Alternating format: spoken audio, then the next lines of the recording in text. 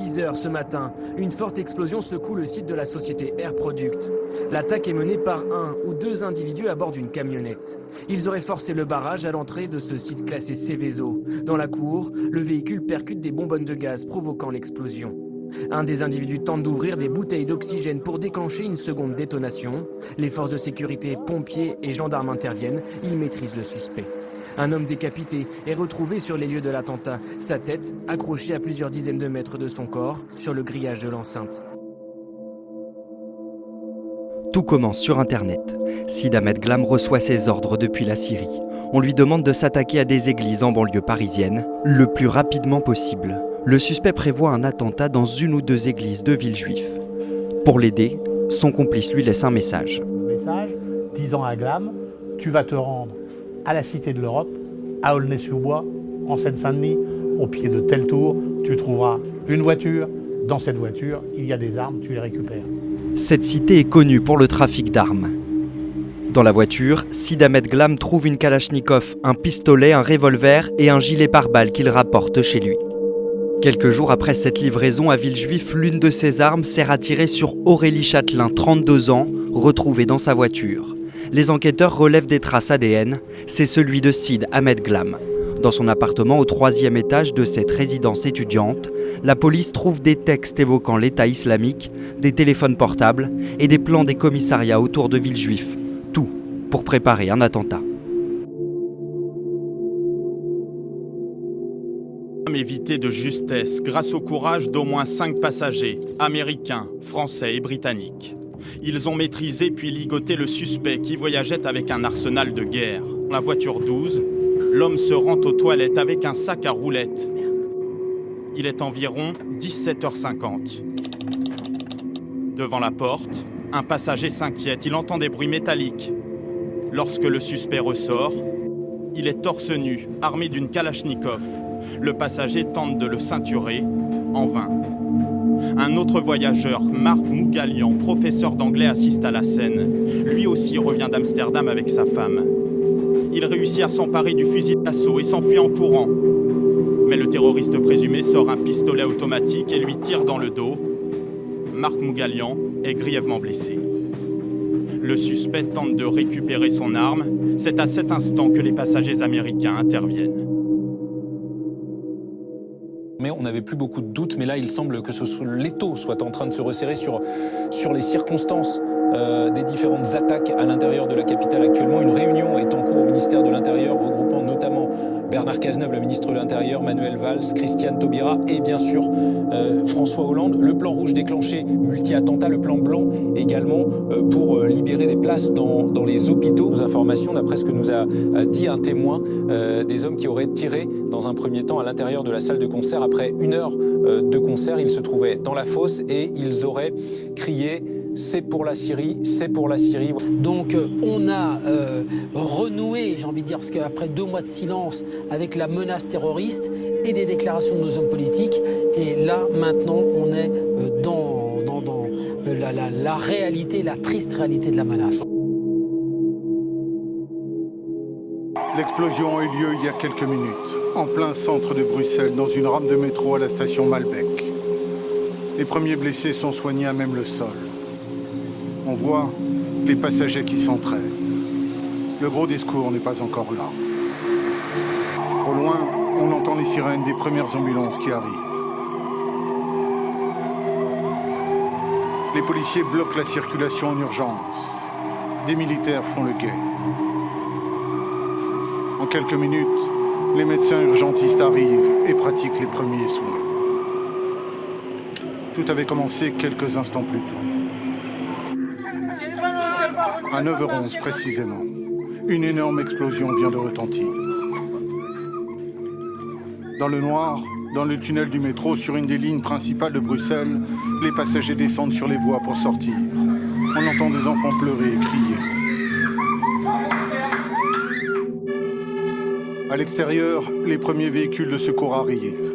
L'explosion dans le métro s'est produite 1 heure après celle de l'aéroport.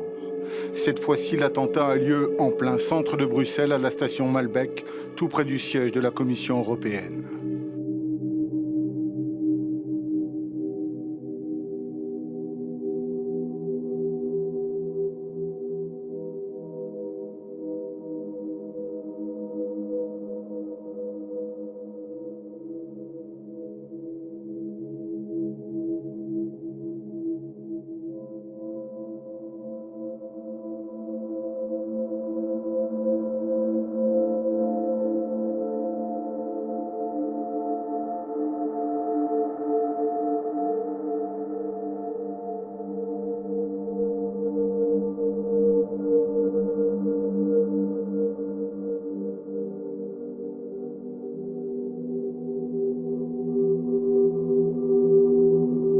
Troisième élément sur lequel je voudrais insister, il est déterminant, c'est la directive relative à la lutte contre le trafic d'armes.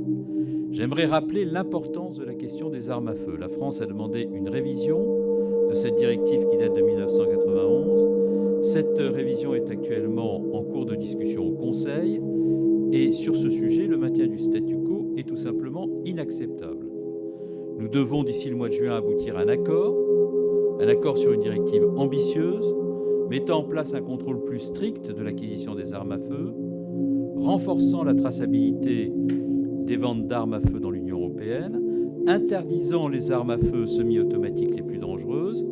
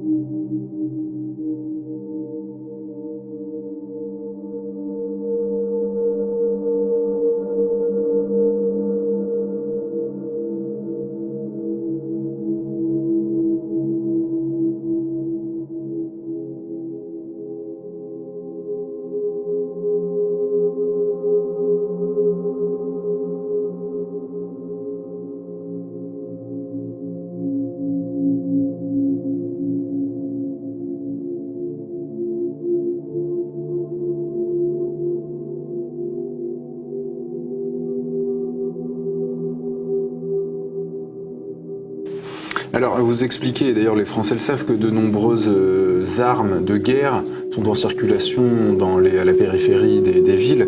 Est-ce que vous pouvez nous dire un mot sur l'origine géographique de ces armes ? Écoutez, ça a déjà beaucoup été dit, mais je le redis bien volontiers parce que le rythme d'entrée sur le territoire s'accélère en ce moment.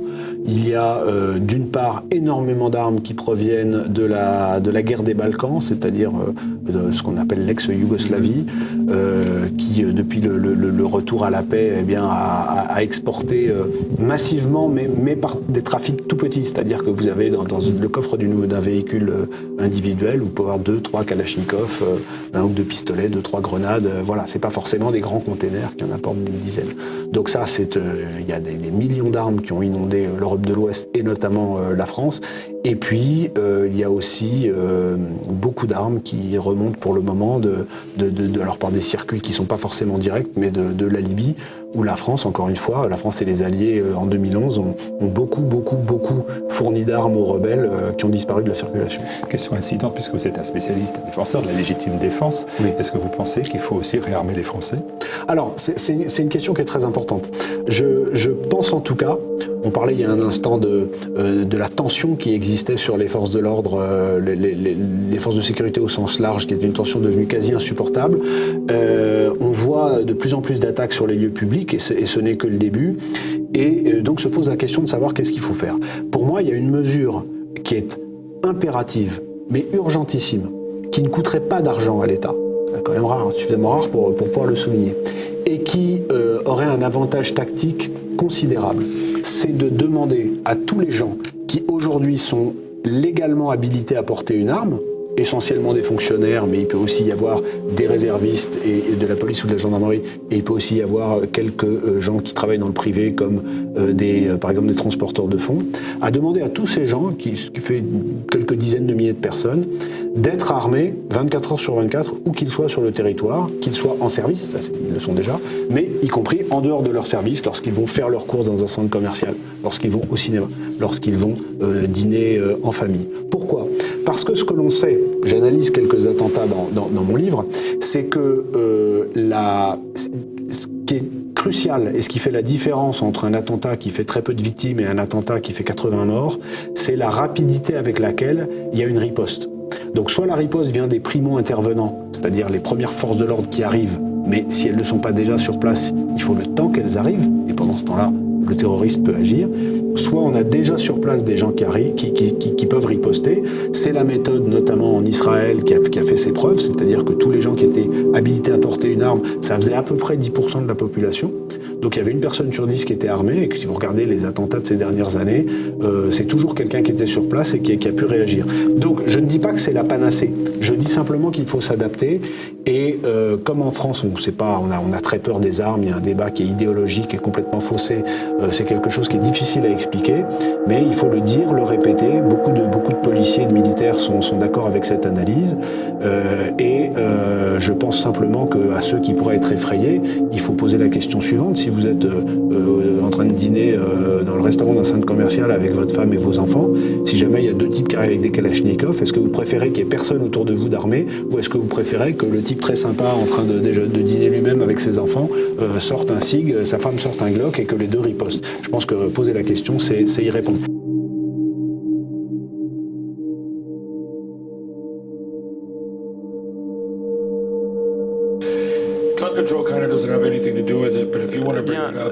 Le contrôle des armes à feu n'a pas de rapport.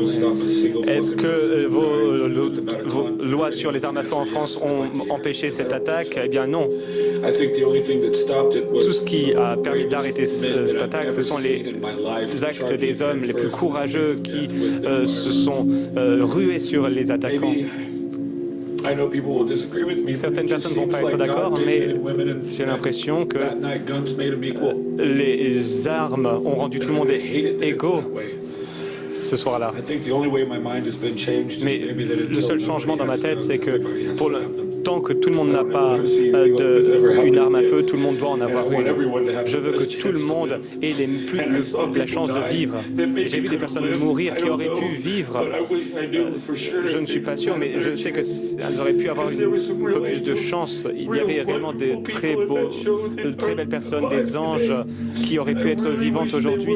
J'aurais réellement aimé que ces personnes soient vivantes aujourd'hui, car c'est une perte tragique. Ces enfoirés, ces lâches ont pris leur vie